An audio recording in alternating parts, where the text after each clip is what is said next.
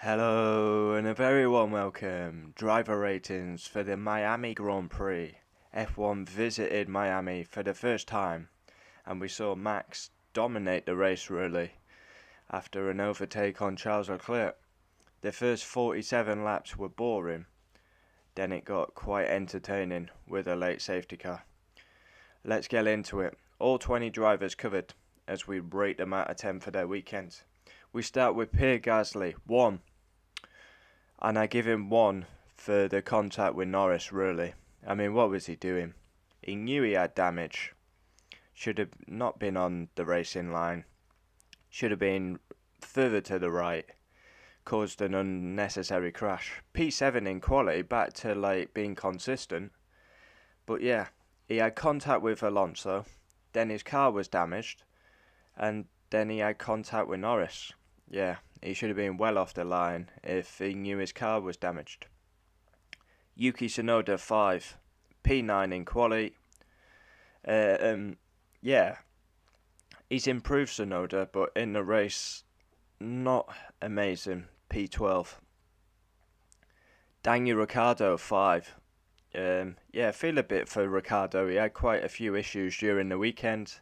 A poor qualifying in P14. Had an issue in the garage, and then in the race, P13, and there was quite a few retirements, so yeah, quite a few issues with Ricardo. Lando Norris 5, qualifies P8, had a very long stop, got out in traffic, went wide on occasion, and then out the race, contact with Gasly, retired from the race, so retirements we usually just give a standard 5. Into the next one, Carlos Sainz. Carlos, I'll go 8. He made another mistake, so you have to mark him down for that. Practice 2 again, he crashed. Practice 2 again, he crashed a car. Qualifying second, podium. It's positive for Carlos given his recent results of 2 DNFs. But yeah, his start wasn't great, was it? Charles Leclerc 10. Pole position, P2, another solid result.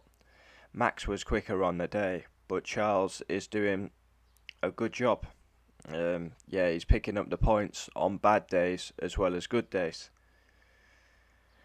Lewis Hamilton 7. Bit of hit and miss really, because he beat George in qualifying, but then in the race, he wasn't having an amazing race, but he was P6, he was behind Bottas. Yeah, it was looking like it was a fight for P5, but strategy wasn't that kind to him, but yeah, he should have pitted, and very critical of the team again, saying they've got the data, that's their job. Yeah, so Lewis finished 6. George Russell 7.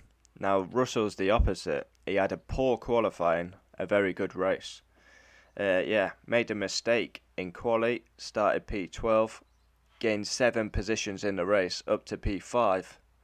But yeah, again, you got to mark these guys down. No favouritism here. Starts P12, finishes P5. There's no doubting that he benefited from the safety car. But that will happen again this season. It would have been interesting if Russell came out like 15, 20 seconds behind, whether he would have caught up to Lewis. Because obviously Russell had to do his pit stop, safety car came out, and that was a perfect time for Russell to get in and box. And then he was right behind Lewis. Easy pickings. Actually overtook Lewis off the track, had to give the place back, and finishes P5. Got back past him pretty easily. Valtteri Bottas 9. I mean, this is a guy who's transformed into a very good driver. The pressure's not there, he delivers. We saw it at Williams, we're seeing it at Alfa Romeo. He hit the wall in practice 1, He qualified 5th, was running all race in 5th, and then he made a mistake, and he finished 7th. Guan Yu Zhou 5, got blocked in qualifying, started 17th. But given Bottas was 5th, maybe Guan Yu Zhou should have been miles out of Q1 anyway. He retired very early on in the race. Alex Albon 9. He qualified P18, but once again scores points in a shitbox car. P9. It was P10, but he goes up to P9 with Alonso's penalty. The red hair again has done it. Alex Albon's impressing me. He's even doing better than I thought he would. He's just schooling Latifi. Nicholas Latifi 3. Stopped in practice 2. P19 quali. No crashes, but he finished 14th.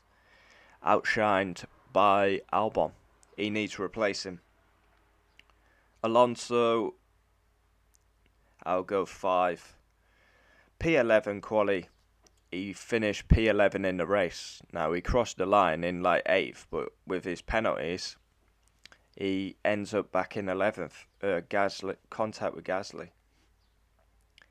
Esteban Ocon 6.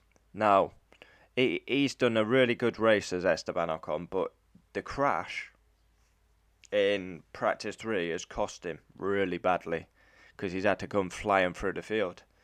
If he'd have qualified where he should have, would have been even better. P8 in the race, up and down. A great fight back in the race. He's gained so many places, but up and down weekend. Sergio Perez 8. P4 in quali, P4 in the race. Reliability hampered him during the race. He's just nowhere near. The facts of the matter are, Leclerc, Max this season, their teammates are nowhere near them. Yeah, he would have been on the podium, I reckon, Perez, but reliability. Max 10. A rare mistake in qualifying. P3. Reliability issues also during the weekend. But once it gets to the race, he passes Leclerc. He dominates the race. And yeah, he will be champion. But my only worry for Max is the reliability. Where are we? Lance Stroll 6. Now he actually scored point. He qualified well. Then Aston Martin had to start from the pit lane with a fuel issue. And because of Alonso's penalty, he's actually up to P10. So yeah, that's not bad, is it? Sebastian Vettel 5.